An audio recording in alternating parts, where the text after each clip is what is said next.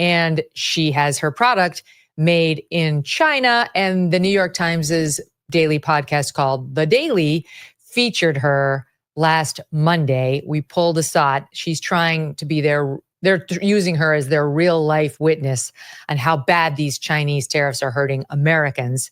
Here it is. Take a listen. I shudder to ask this.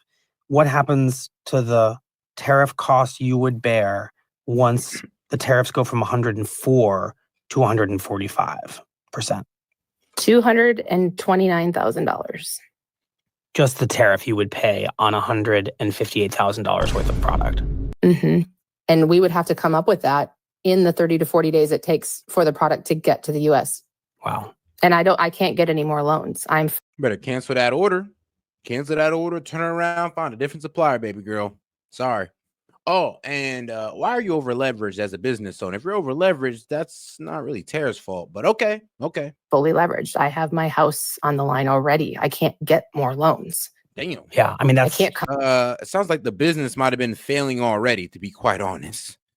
Like if your house is already on the line, you're over leveraged, then yeah. But here's the funny thing though, this is the same situation they're going on in China. So guess what? Once she cancels that order and she can't pay that tariff to get it in here, bro, China takes that same hit that she does. The producers don't get their money either. And now they're sitting there on an order that they already produced, that they spend money on producing, and they're waiting for the payment to cover that cost of production. And they're not getting it from her because she can't afford the tariff. You see how, you see how it kind of worked both ways? It hurts the producer and the importer. Come up with that kind of money. That's an astonishing number. I'm not okay. I'm scared for my friends. I'm scared for myself. Like, they don't understand. This is certain death for us. That's Beth Beneke, founder and CEO of Busy Baby. So what do you make of that? I'm familiar with the deal. I'm familiar with the situation. I probably had that podcast sent to me 2,000 times already. I remember investors on Shark Tank, but we also have stories of hundreds of companies that have been on Shark Tank that also manufactured their product in China. As soon as it gets to 5 million in sales domestically, the same factories that are making it there knock it off and sell it at a 40% discount because they never have to recoup the R&D that the company put into making the product in the first place. And they get wiped out a different way. They get wiped out by China, they just totally ignore the IP and they can't go back and litigate. The crazy thing, Megan, is Chinese companies use the American legal system to sue American companies after they've knocked them off. Why is that okay? Then they so in other words, you are over here as an American company. You come up with a design. You do all this R&D to make sure it's a safe product. It's an effective product, and then you bring it to market here and in China. And in China, here you'd be protected by certain copyright laws or whatever you're using to protect your IP. But over there, you don't have that protection, so they just knock it off and they start selling it for cheap. That's what you're saying. That there's no respect for your IP. Well, it's worse. Maybe when they're young, they're taught this is completely fair to do this. You steal, you cheat. It's part of the psyche of how you build your economy. It doesn't matter that it wasn't your idea or that you spent millions of dollars in R&D to create it. They simply don't give a shit. And that is what we have to fix. Because if they want to play with the big boys, including trading in Europe and everything else, stealing everybody's IP and then selling it back into those markets and flooding the markets with the exact same product at usually a 30 to 40% discount with no consequences is going to end up in a very bad place for everybody because they can't sustain that forever either. And look, everybody wants to do business in China. I want to do business in China. All I'm asking for, and I don't think I'm being unrealistic in this request, is give me a level playing field. Let me use their courts to litigate trade disputes and resolve them, just like they use ours. Can you not do that? Well, no, you can't. And I mean, just to give you a sense of how crazy it's gotten, there's a law on the books that says for Chinese companies, when they want to raise capital in America, hold on. They can go to the NASDAQ or the New York Stock Exchange. Hold on here, because I can't have company issue shares. because some of y'all in the chat is BSing as if we cannot look this up. Sorry, shout out to the Dow Jones, because you guys are lying when you're pretty much saying that Trump had it at its lowest. I mean, all right, what do we call this then? And like I said, you guys like to ignore things, but what do you call this during the Biden era? Like I said, you guys were crying about 38, but you weren't crying about 29. Like, you weren't crying about 29. You weren't crying when things went from like what 33 all the way down to 28. You weren't crying then. So what are y'all talking about? Like I said, it's like y'all have all the talk in the world, but it's like y'all damn near forget what was going on in the Biden administration. I mean, are you serious? We were dealing with way lower levels under Biden, and y'all were not crying, not one bit.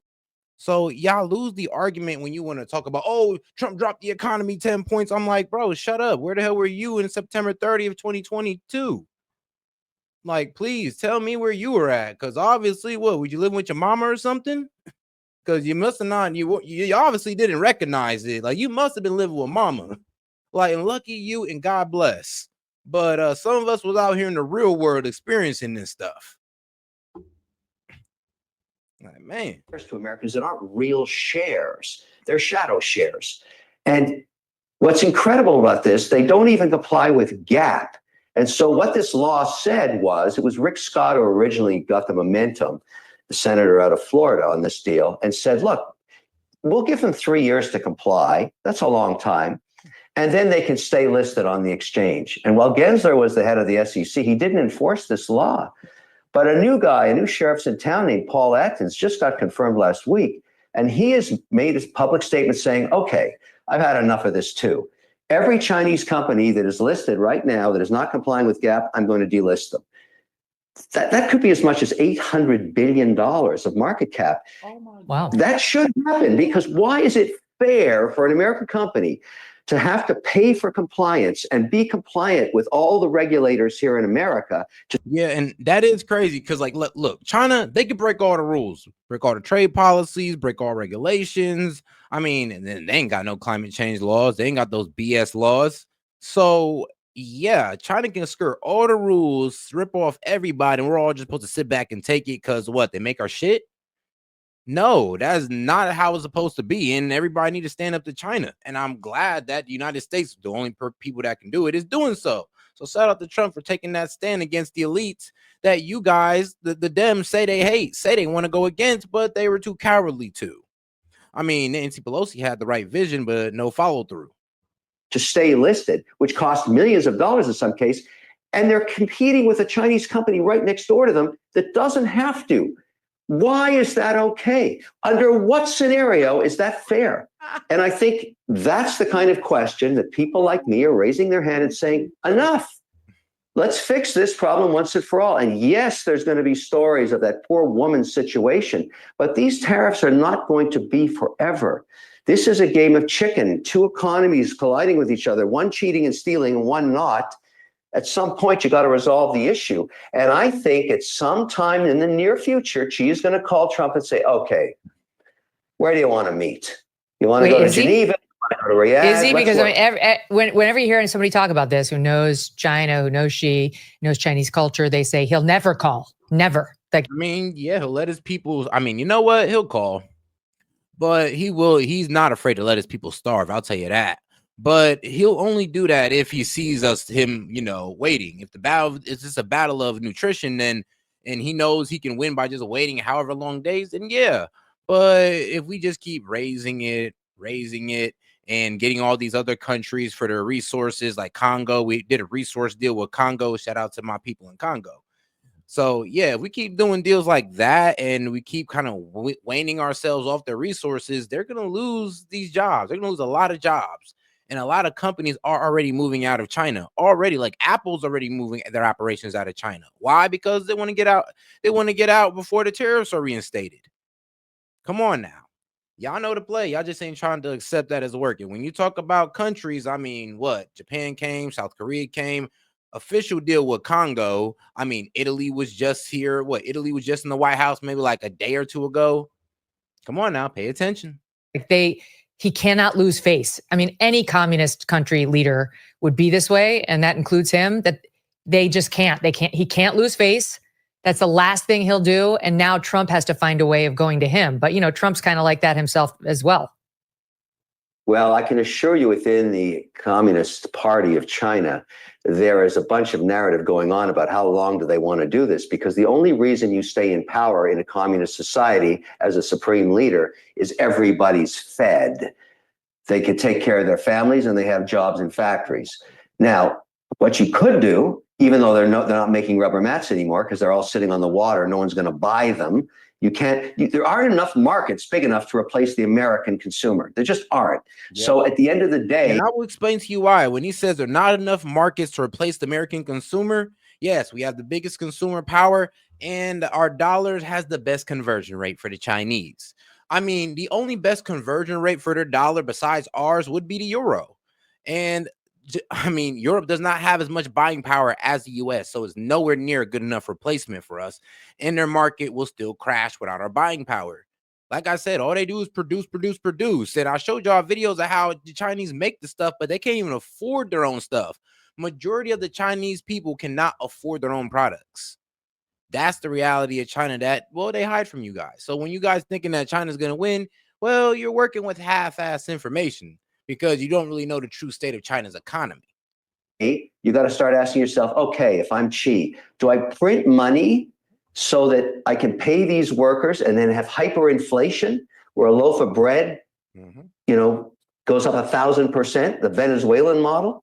Or do I work something out with Trump so all this stuff we've made can get back into the market, including that woman's, rubber bib? I mean, somebody's got to buy that. There's not enough people around the world to buy that, except you got to have the 39% of the consumers are sitting in America. That's who's going to sell the product. That's why I would think at some point, because I'm a pragmatic guy. Again, I look at the policy. I know there's a lot of politics here, but if I'm Xi, I'm thinking, okay, how do I save face on this deal? What do I do here to get things going again so the stuff on the boats gets to America with no tariffs on it? All the Europeans have made. And back in the first term of Trump, Xi had a great idea. He was like, oh, cool, I'll just send production to Mexico and Vietnam, and boom, skirted these guys. And that's exactly what he did. And he kind of got Trump on that note. He got him on that one. Now Trump knew better. I mean, Trump knew so much better that he's like, look, not only am I tariffing the hell out of Vietnam and Mexico, I'm going to tariff the hell out of the world. I don't care if it's some island in the middle of the sea. I'm tariffing it just in case you acting funny and you think you about to deport your goods out of there and be like, what you mean? It came from this little island. You don't got tariffs on there. Yeah, we know how y'all play. Trust me, we know. The guys in England right now today are saying, okay, let's drop our tariffs on agriculture so we can start shipping grain in both directions, whatever they want out of ag. German car parts, we talked about that. All of these guys are working this out. Xi has to do that too. Now, is it going to take 2 weeks? Is it going to take 2 months? I don't know. But I guarantee you there's no scenario where Xi can outlast the American consumer, because that's really what you're talking about, Megan.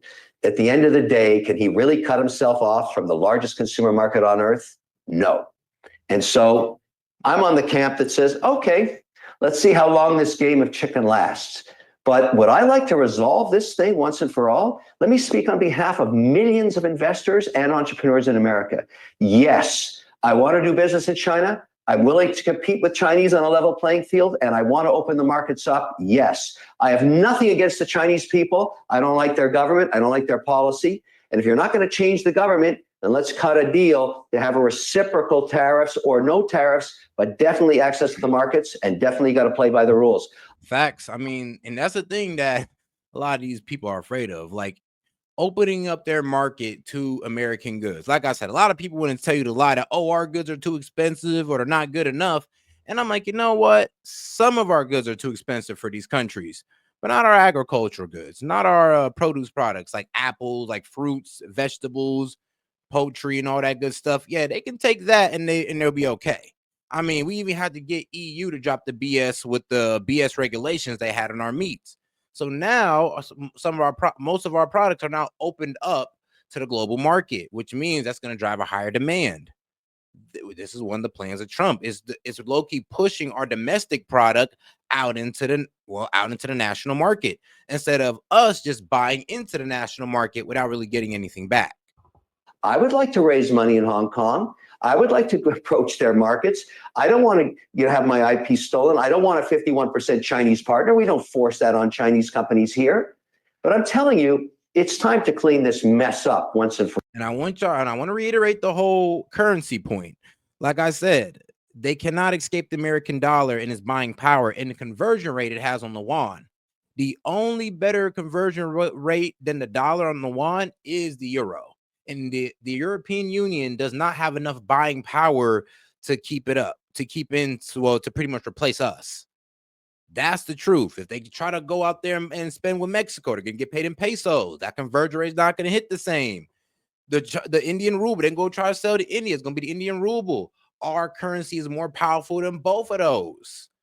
This is what you guys you're missing certain elements of the argument here. That's one of the reasons why trying to sell outside of America is like not going to work, because you need our dollar for more than just oil.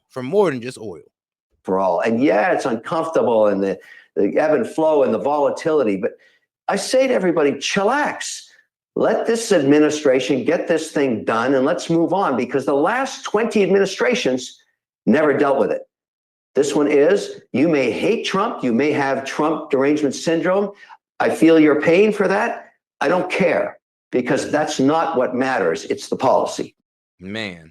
You've heard about tariffs recently, plus inflation, supply chain disruptions. It's a lot, but there is a silver lining that most people missed. All right, let's get to the next argument on Trump's tariffs. Oh yeah. We're about to get into it, and we're about to come at the Chinese, the Communist Party of China. Don't worry, we're about to get into the CCP as well. I still got my foot on their neck for the whole trade war. I will be on China's neck the entire time, relentlessly. I'm gonna probably be the most hated black guy in China, and I will love every bit of it. But let's keep it going. Well, the latest salvo in the economic crossfire between the U.S. and China is happening right now. China is sending back a second Boeing jet intended to have been used by a Chinese airline. According to flight data, the 737 MAX 8 just landed in Guam en route from Shanghai. You see Boeing down about 2.6% at the moment.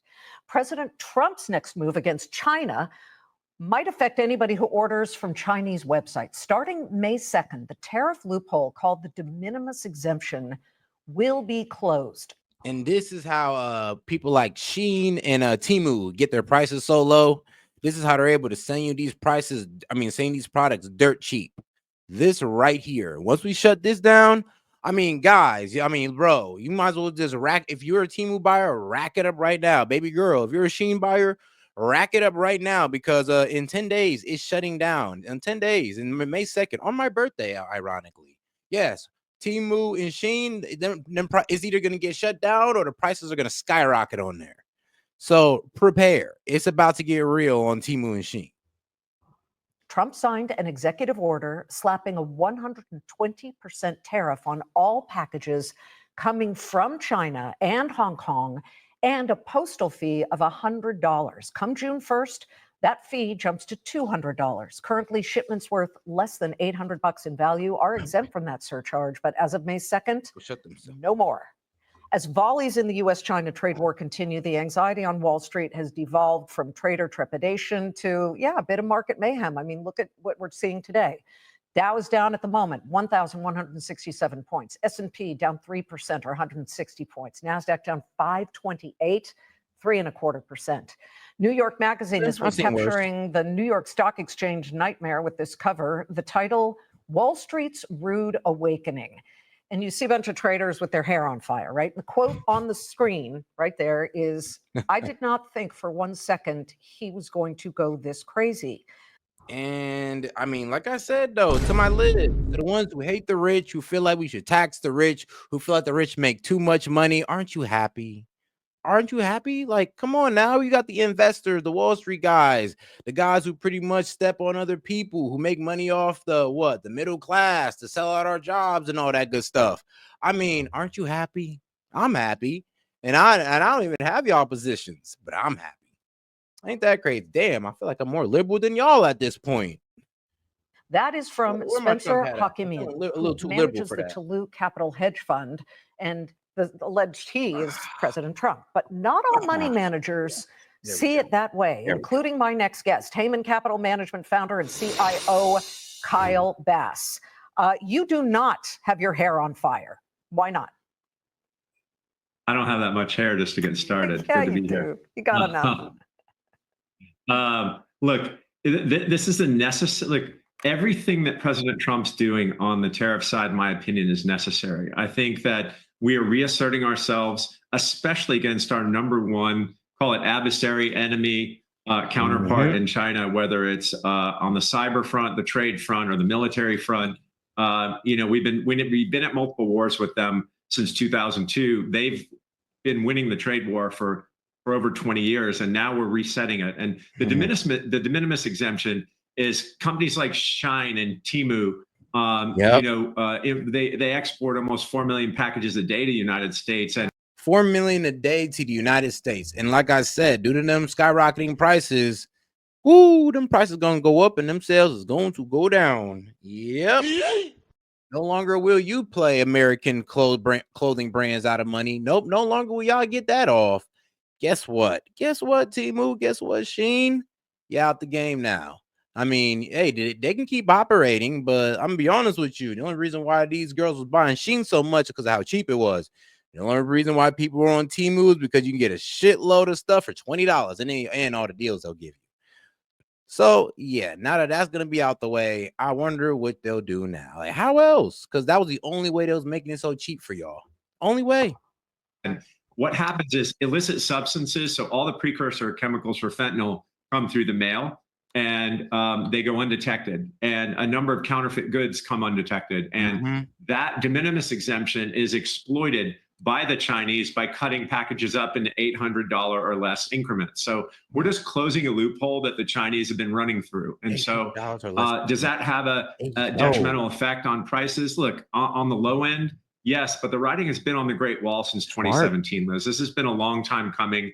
And if you read the Director of National Intelligence Threat Assessment report to Congress every year, it lists China as the #1 threat to U.S. national security. Oh, guys, and make sure to support the stream, guys, by super chatting it in. Any questions, comments, jokes, or disagreements, or you can just send in a regular super chat. Appreciate the support, guys. But I'll be happy if it had anything written in it. I'll be happy to react to it. Appreciate the support, guys. Let's keep it going. Every single year. People on Wall Street need to start paying attention. They should have started paying attention long ago. The de minimis issue here, May 2nd, as we explained, there will be this 120% tax. That feels like pretty much you will squeeze hard the Sheins of the world, the Temus, the Alipays. A lot of people in America love to buy cheap stuff. I mean, bro, trust me, bro. Every American manufacturer, every American clothing brand is literally sitting back in their chair just like... Bro, tech guys, everybody's sitting back in their chair having a nice big laugh because they're like, bro, about time somebody took care of these guys.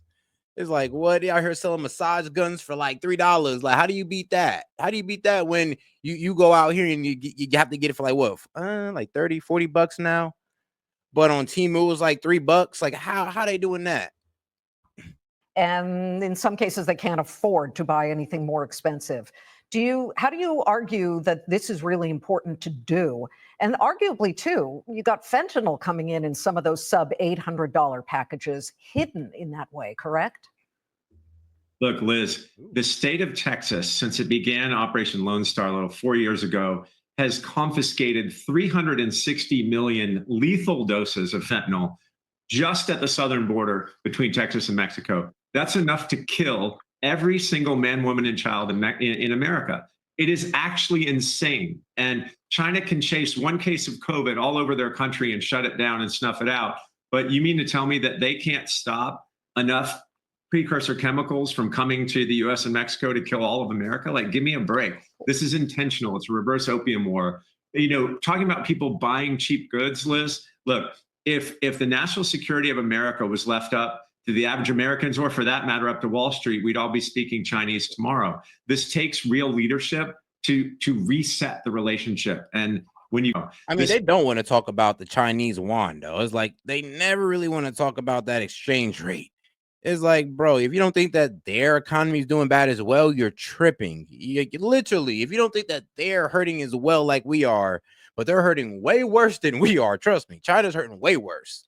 If you don't think that, then like I said, you don't know geoeconomics. Because honestly, China's economy has been talked about for about 2 years on how it's been failing, and it all kind of started with their housing bubble bursting.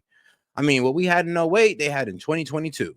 It takes real leadership to reset the relationship. And when you get into a national security issue, sometimes it hurts. There is no easy button. And in this case, I'm afraid that we're headed towards a kinetic conflict with China, and the trade war is just one small piece of it. And the trade war is not Trump's, it's China's, and Trump's actually responding for the first time. When we talk about whom it hurts, we've got Rich Lesser of Boston Consulting Group coming up for the CEO perspective of this, because there are already some small businesses on the verge of bankruptcy about that. I don't want to go there right now with you. What I do want to do is specifically ask you about the style and the method that President Trump has chosen. He and Xi Jinping of China have two totally different ways of attacking this issue. President Trump basically loaded his elephant gun and shot it at 60 different countries on April 2nd and saying, you're all tariffed. He's changed some of the tariffs since then, but the threat is still there because the 90 days was back, I think, April 9th, where he paused it. But on the other hand, Xi has jumped on a plane and gone to Malaysia, Cambodia, and Vietnam. And in fact, with Malaysia and the head there, Ibrahim, I believe, Anwar Ibrahim, he exchanged 31 different trade deals and constructs with him. So which side do you think works best? Because as of right now, they ain't gonna do it. They wouldn't do it. Like I said, like, all right, you want to play that game, you guys will get hit with tariffs, just like China. And then you guys will be cut off from the game. If you guys want to work with these Communist Party, great. You'll be cut off from the game as well. You'll be cut off from our consumerism as well. Like I said, we damn near hold the world hostage through our buying power. Now, we're still waiting to see even one official trade deal presented. Japan's officials from the Trade Department were here last week. We know Thursday South Korea's officials are coming, but we're waiting to hear from the administration that, okay, we've done it. Vietnam, South Korea, or whomever. Yeah. Okay. So first of all, since the pause, it's been 12 business days. And, I already told you about the deal that's been confirmed with the Congo over resources. We had Good Friday and Easter weekend, so you take 3 days out. Some people take Monday off. What I'm trying to make is, within the first weekend of announcing the tariffs, we had 72 countries call us.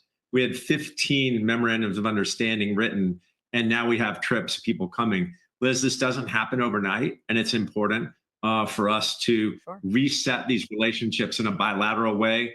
The president believes that multilateral deals give up too much, and that bilateral deals are worth entertaining and spending the time on. I think you'll see a number of key relationships sign improved trade agreements with the United States. It's just going to take, my view is it's going to take 90 days from April 9th, and you'll see a multitude of transactions happen. In the meantime, President Xi is appealing to the, call it, Asian sensibilities, if you've seen some of his press releases, saying, we in Asia need to unite against the West. And what we're doing is we're saying we need our allies and the people that have our shared values and the way that we see the world to realign with us and work against China. Remember, we have a $30 trillion economy. We only import $450 billion a year from China. They only import $140 billion from us. So in a tit for tat, quote, trade war, we win every time because of the imbalance of what we import from them versus what they import from us.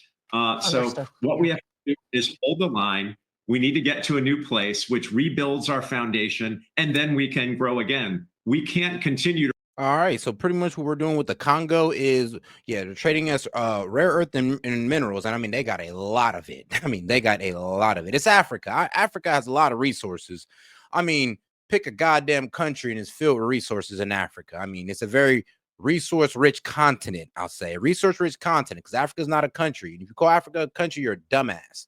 But back on to the point, though. But yes, So yeah, the Republic of Congo pretty much has a lot of resources, and we're giving them military help. Now, I will name the resources later on, but yes, we're giving them military help and stability for the resources. Shout out Congo. And Trump is kind of catching fire because oh week, this man ain't know what the Congo was. He's like, the Congo, like, where's that? Hey yo, at least he honest. To run $2 trillion deficits and have China taking advantage of us by IP theft, by everything that they do, exploring every nook and cranny of the asymmetries we advance to them in both trade and global geopolitical negotiations. We have to start putting our foot down. I just want to quickly touch on the bond market, because there was this belief that the Chinese and the Japanese were selling debt, U.S. Treasury debt, I'll just hand over fist. And we saw bond yields jump, the price of bonds fall. You're saying that that is a red herring, that China doesn't own that much of the U.S. debt. Somebody was selling, though, Kyle. Yeah. So look, what happened in the bond market is very technical, and I know the people on Fox Business probably don't engage in. All right, and we got one of the main thing, and this is also a power move on Trump, because yes, the Congolese mining was mainly owned by China, but it pretty much, the Congolese people is pretty much saying they don't want China to own it. They rather have US come in and use it for their security, and they pretty much got cobalt. So yes, the stuff they used essential for making smartphones and for NATO's defense industry. So yeah, actually it's a pretty damn important resource. I'll tell you that. Pretty damn important mineral. Shout out. In any kind of regulatory arbitrage. But what was going on is a bunch of big funds were thinking that they were going to change the supplemental lending ratio or leverage ratio, which means more banks would be able to buy more treasuries. So people had a levered position on. When Trump introduced the tariffs, it caught them flat-footed. Hey, hold on. Who was talking about the yield?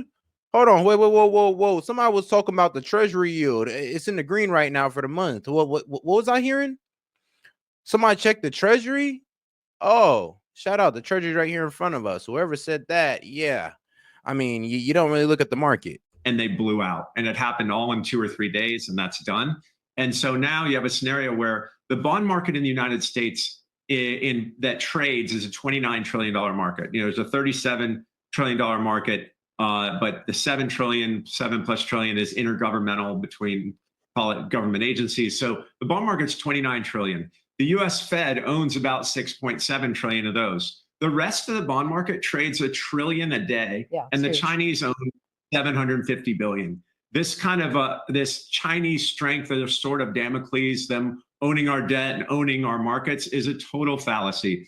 Thank you. He's like, bro, like the whole bond market is, what you say, 28 sort trillion? Of Damocles, 28 trillion. And these guys, what? He said he earned like, damn, like, what do you say, like 50 billion?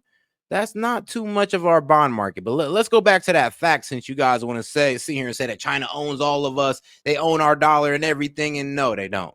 But let's get to it. Scenario where the bond market in the United States in that trades is a $29 trillion market. There's a $37 trillion market, but the 7 plus trillion is intergovernmental between, call it, government agencies. So the bond market's 29 trillion.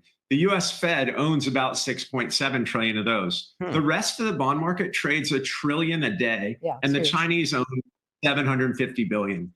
So only 750 billion of a 29 trillion dollar bond market? Really? Are y'all serious? So they really are y'all that serious right now? Man, like, y'all are wild. 29 trillion, and they own like what? 700 billion? It's like, dog, they don't even got 1 trillion of that $29 trillion. Like, come on now. This kind of this Chinese strength, of sort of Damocles, them owning our debt and owning our markets, is a total fallacy. They could sell all of their debt 1 or 2 days and be gone, and that would be cutting off their nose to spite their face. Chinese 10 years trade at 160. Our 10 years trade at 440. Damn. We have the largest, deepest, most largest capital markets in the world, and we have the highest interest rates in the world, the developed world. So China would be stupid to sell. So their sales over time, even through COVID, they were a net seller. We issued $6 trillion new bonds in 2 years, and they didn't buy any bonds. So it's a red herring, and it's complete BS. Kyle, Thank you very much for coming on. We're looking forward to one of these trade deals coming to fruition, but we know that. Nah, the one about the Congo probably going to take over the news tomorrow. They're probably going to flaunt that all in the Dems' face. So be prepared for that, my liberal friends. Be prepared for that. But let's get on to this China topic. And all right, guys, we're still about 5 super chats away from running the Qatar video. Pretty much the conspiracy out for the night. Appreciate the support. But yes, if you can go ahead and support the show by sending in a super chat, be much appreciated. Keep the show running. All right, guys, let's go. Influencers based in Taiwan have been deported back to China. Welcome to China Uncensored. And you're about to find out why, because it's a pretty damn good reason. I'm Chris Chappell. There seems to be no shortage in the world of online influencers willing to sing the Chinese Communist Party's praises, which I'm guessing will age about as well as Jell-O being advertised by Bill Cosby. Influencers will record themselves applauding China's COVID prevention measures, fawning over high-speed rails. And of course, they have to let the world know that Xinjiang is a peaceful place that doesn't have slave labor or any human rights issues at all. And then, all the Western medias are always saying that the Muslims being oppressed here, that China is trying to, or the Chinese government is trying to remove the Muslim culture, but then there are more mosques here than in the US or in Western Europe. This would be like someone saying, I visited Mordor and I didn't see any armies of evil orcs. In the United States, if you praise the CCP, YouTube will elevate you, while channels like ours that call out the CCP have to fight against soft censorship. Which is tough, because somehow I do find myself on the wrong side of YouTube censorship, somehow, some way. But hey, shout out YouTube. Y'all still putting up with me? Appreciate y'all. Shout out. By the way, please put a honeypot emoji in the comments. But as bad as that is, the situation is even worse in Taiwan. Remember, the CCP fully intends to take over Taiwan. And if they can do it without firing bullets, they will. But that involves getting Taiwanese people to just give up, or even better, to agree to join China willingly. Because why stay in a messy Taiwanese democracy when you can join a well-organized Chinese dictatorship? I mean, look at the high-speed rails. They must just zoom Uyghurs to those camps that totally don't exist. To accomplish its quote-unquote peaceful reunification with Taiwan, China spends a lot of effort on infiltration, including espionage and influence operations. Last month, President Lai Ching-te said China has taken advantage of Taiwan's freedom to recruit different members of society to divide, destroy, and subvert Taiwan from within. The Lai administration's spy agency says that China is working with gangs and shell companies to gain intelligence on Taiwan, and that countermeasures against China's infiltration efforts must be put in place. But no tactic is so insidious as China's— I'm sorry, but China is a try-hard on Taiwan. I mean, like, they're doing everything. They're even trying to manipulate the people through propaganda to pretty much give up their freedom and their freedom of speech to be part of China. I mean, come on now. Ain't that conceited in a motherfucker? Like, yes, give up all your rights and all that good stuff to be a part of us. It's like, China, you're not really that appetizing to be a part of. This quiet subversion of Taiwan's social media, with China using social media to push forward its gray zone operations toward Taiwan and propagandize the Taiwanese population. The Taiwanese government is cautious of Chinese-owned platforms like Douyin, the Chinese version of TikTok, and its counterpart, TikTok, because the CCP has direct control over them. After all, this means there's only room for one narrative on the platform, and that narrative is the Chinese Communist parties. But the CCP's propaganda is not working as well as they'd hoped. In fact, people in Taiwan are in an uproar over Chinese influencers in Taiwan posting pro-CCP content on Douyin. And I assume they push pro-CCP content just as hard as YouTube does. They need their own Operation Honeypot. Taiwanese political commentator Ba Zhong, who runs a YouTube channel called Photographer Diary Fun TV, found and reported a number of Chinese TikTok influencers residing in Taiwan who are posting content attempting to undermine Taiwan's sovereignty. I mean, what you mean? We got some of them people here. I remember there was this one economist that it was an Asian economist. I played him on the channel before, right? And out of nowhere, this man was all in agreement with Trump policies. But as soon as these tariffs were announced on China, bro done switched up crazy. He done switched up so crazy. And yes, he is Asian. He is Chinese himself too. So I was like, damn, bro done switched up. He was a Chinese operative the whole time. After an investigation by the Taiwan government, these Chinese influencers were forced to leave Taiwan. All of them hold resident visas in Taiwan, obtained by marrying a Taiwanese national. But those visas have now been revoked. As someone on social media myself, I sometimes worry people may not enjoy my content, but I'm relieved to know I've never made anything so terrible I got deported over it. Boy. The first to leave was Liu Jinya, nicknamed Yaya. She's a mother of 3 children and has been living in Taiwan for 10 years. Yaya runs a channel of 580,000 followers on Douyin called Yaya in Taiwan. A channel name like that should have videos of drinking Taiwanese bubble tea and eating pineapple cakes. Sadly, that's not the case. Instead, nearly all of her videos discussing Taiwan seem geared towards crushing Taiwanese morale in the scenario of a Chinese invasion. 两岸一旦发生战争，台湾人将面临何等的兵凶战危之险。 Wild. In case of a Chinese invasion, Taiwan will certainly be in peril. I mean, then go over to China if you're feeling so like in peril here. Like, what the hell? Bro, it's like they don't want to tell some of these migrants, like, look, if you go and wave your country flag here, but you did all this running to get away from your country, then, I mean, you might want to put down your flag and wave the American flag, my friend. Same thing I'll say to this girl. And shout out to my man Strict99. Hey, appreciate his support, brother. He says, every country has people within trying to F it up. Yeah, I know, right? Trying to subvert the whole government. It's like wild. Like, people like, bro, we got the libs trying to turn us into a socialist society. Like, bro, we got this lady right here trying to get Taiwan to give up their freedom of speech and their freedoms that their government allows, because they actually have a pretty good government over there, the opposite of China. And we got people in Taiwan that wants to walk over to the communist side and be happy about it. I really wonder how much they're paying these people to say this. 咱妈的这些武器啊，本来都是可以用来保护我们的。如果哪一天这个逆子真的实在是欠收拾，那这些武器也有可能是对着我们的呀。往死里打的话，半小时基本上都是废墟了。I'm wild. She said within a half an hour, Taiwan would be a wasteland. I'm like, bro, then go back there. Why are you over here if Taiwan could be a wasteland at any minute? What? Well, what is China gonna do? Nuke them? Like, trust me, bro. If they do that, it's on. It would be on. Yikes, should have stuck with bubble. But I'll give it to China. China, they don't really fight people. Like, they haven't really fought nobody, like, man, since like the 1800s, damn near. Like, it's been a while. Well, hold on, my bad. Yeah, like since the like mid 1800s. Like, yeah, it's been a while since these guys got into it. Team pineapple. Like, they don't fight, but they just economically destroy you and take your business. Cakes, Yaya?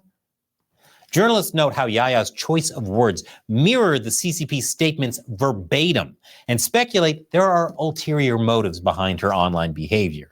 In short, the messaging is too CCP for comfort. 中国人民解放军东部战区组织战区的陆军、海军、空军、火箭军等兵力啊，为台岛周边展开联合利剑2024A。 Oh, she's literally bragging about how the Chinese have all these advanced weapons that Taiwan don't got and how they do military drills around their island. Wah, wah, wah. I'm like, yeah, we know that, but China still hasn't done nothing. If China was going to do something to Taiwan, they'd have done it. But they are afraid of American interference. I'll tell you that right now. And I mean, you know, I could see America, like the president sitting back being like, I wish they would try to have some type of aggression towards us. Like I said, China played the game pretty smart. They played the economic game and not the military game. And that's really, really smart.